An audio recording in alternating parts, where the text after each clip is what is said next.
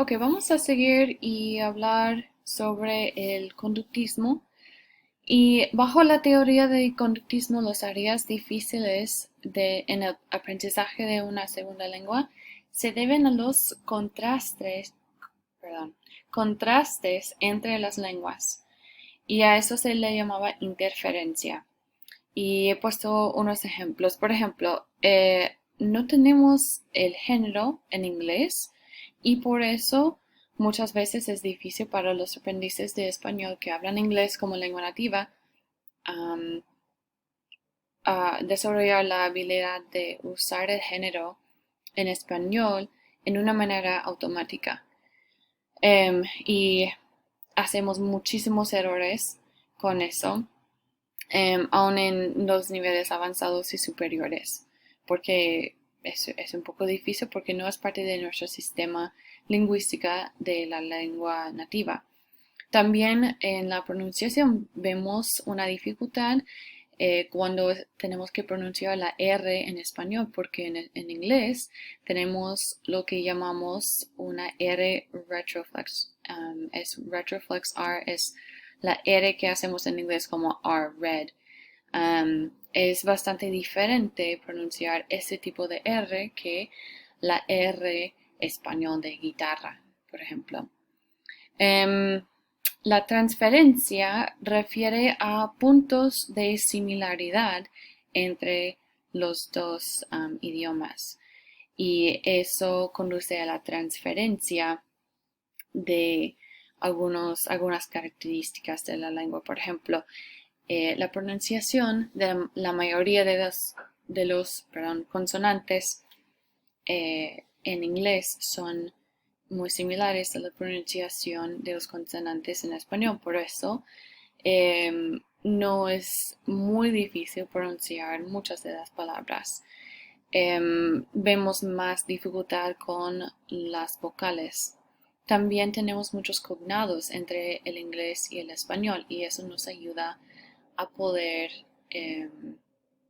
transferir ese conocimiento al español. Lo que no podemos hacer es transferir estructuras avanzadas hasta el español y poder llegar a un punto avanzado sin aprender el vocabulario necesario ni las estructuras avanzadas distintas de español, ¿no? Por ejemplo, tenemos en inglés tenemos el subjuntivo, pero normalmente no reconocemos que tenemos el subjuntivo en inglés porque no lo pensamos y no podemos usar de manera muy fácil o ni, ni, ni un poquito el subjuntivo en español sin aprender las reglas. No, es simplemente hecho de que tenemos el subjuntivo en inglés, normalmente no nos ayuda a poder dominar el subjuntivo en español. Tenemos que aprender las reglas todavía. Y hoy en día, lo que hablamos hace poco fue el conductismo y esa teoría. Lo que vemos más hoy en día es que los lingüistas hablan sobre influencia interlingüística. Y esto quiere decir que tu lengua nativa puede influir en tu lengua adicional, pero también tu lengua adicional puede influir en tu lengua nativa. Y tengo algunos ejemplos. Por ejemplo, y lo vamos a ver desde dos perspectivas. La frase tomé una foto. Esta es una frase que tiene mucha influencia del inglés. En español, sin influencia de inglés, se dice saqué una foto. Pero en inglés decimos I took a photo.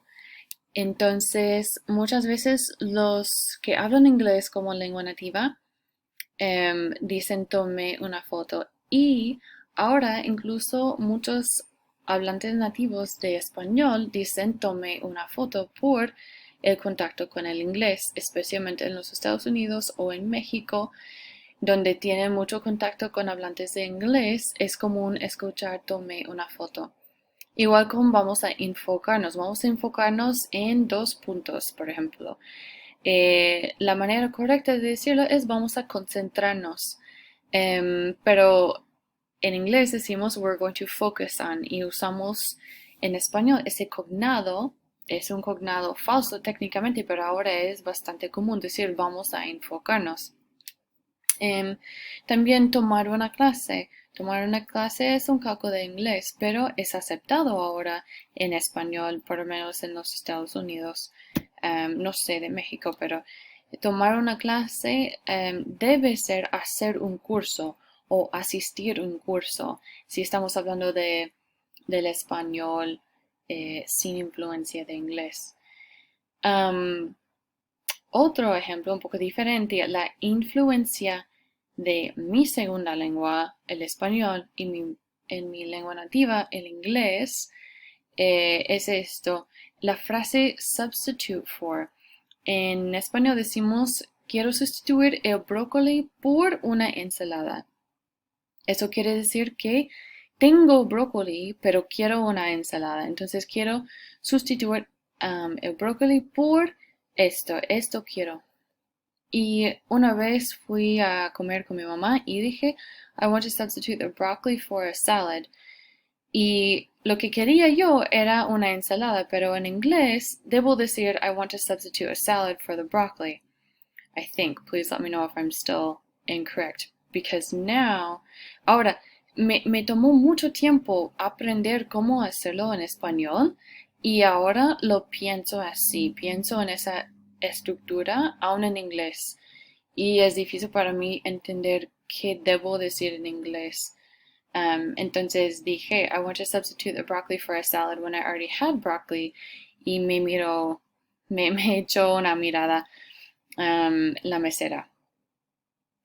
Ok, los universales. Los universales, una de las manifestaciones de ellas más comunes en la influencia, en la adquisición de segunda lengua es la simplificación. Por ejemplo, la estructura silábica más común de las lenguas del mundo es consonante más vocal. Así que cuando uno aprende otro idioma y hay una serie de consonantes complicados, una palabra compleja con muchos consonantes, hay una tendencia de simplificar las estructuras complejas para que sean más sencillas. Un ejemplo que viene del libro es la palabra stress. En inglés la palabra stress tiene 3 consonantes seguidas y entonces la tendencia para aprendices de inglés es, por ejemplo, para los que hablan español como lengua nativa, es dividir la palabra en 2 sílabas y poner una E acá para que tenemos vocal más consonante y luego consonante, pero solo aquí tenemos 2 en vez de 3 consonantes más vocal. Y eso es, va en la dirección de la regla universal, no es regla, pero la tendencia universal de tener consonante más vocal. Aquí también, con hablantes de japonés, suelen decir sutoresu y divide la palabra en 4 sílabas con consonante vocal en cada una, porque es lo más simple, ¿no? También vemos esta tendencia a simplificar las frases con ella simpática, en vez de decir ella es simpática. La cosa es que gramáticamente ella simpática no es correcta, pero la verdad no se necesita es para entender la frase. Si digo ella simpática, me entiendes, ¿no? Que quiero decir ella es simpática. Y hay esa tendencia a simplificar en todos los idiomas y dialectos, especialmente cuando vemos información así que no es necesario para entender la frase. Otro ejemplo, en AAVE, African American Vernacular English, suele escuchar we going to the store.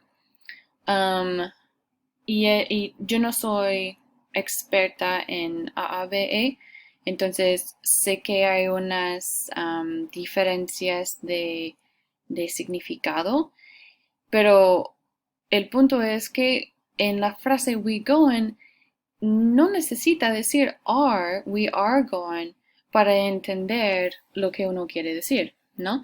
Y esa tendencia de quitar palabras, frases, letras que no agreguen, que no llevan contenido, em, ¿qué quiero decir? Que no llevan significado, em, es muy común. Entonces, la tendencia para los humanos es conservar energía, ¿no? Somos muy listos, queremos conservar energía y si algo no es necesario, muchas veces a lo largo de tiempo se quita, dejamos de usar eso. Entonces, es importante pensar en eso cuando escuchamos un dialecto o una variación de una frase y falta algo, hay que preguntarnos, ¿es una falta de instrucción o eso es una variación lista por el hecho, o sea, están conservando energía en quitar cosas que técnicamente no sean necesarias, porque esa es la tendencia general. Ok, y casi al final, el contexto de aprendizaje tiene mucha influencia en la adquisición de una lengua adicional. Como sabemos, el aprendizaje de una segunda lengua muchas veces se caracteriza por instrucción formal y explícita desde el inicio del proceso de adquisición. Por eso, muchas veces los aprendices tienen buen conocimiento de la metalingüística, pero les es más difícil desarrollar conocimiento implícito o intuiciones. Seguro que casi cada persona en esta clase tiene experiencia con eso, o en español o con otra lengua. Y también, cuando uno aprende una segunda lengua en la escuela, normalmente no se expone a lengua más informal ni a ejemplos diversos de la lengua. Por eso se han creado programas de inmersión, por ejemplo. En estos programas los niños que hablan inglés en casa y los niños que, por ejemplo, hablan español en casa, aprenden juntos. Y la idea es que todos tienen la oportunidad de aprender su lengua adicional con y de hablantes nativos. Porque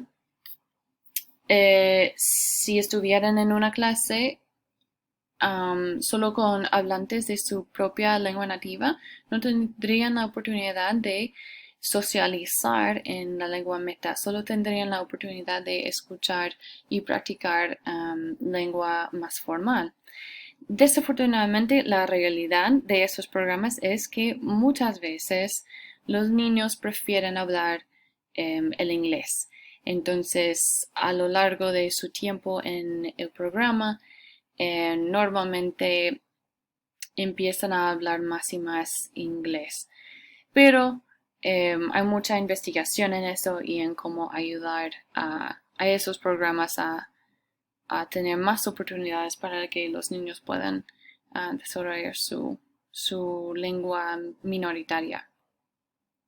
Bueno, para terminar, quiero darles la oportunidad de explorar el tema de identidad. Como mencionó el libro, la identidad de un aprendiz tiene mucho que ver con su aprendizaje de la lengua meta y los lingüistas en las últimas 2 décadas han empezado a explorar más el tema de la identidad. Así que quiero que tomen 5 minutos para contestar estas preguntas. Guarda lo que escribe, por favor, porque vamos a hablar de esto el lunes.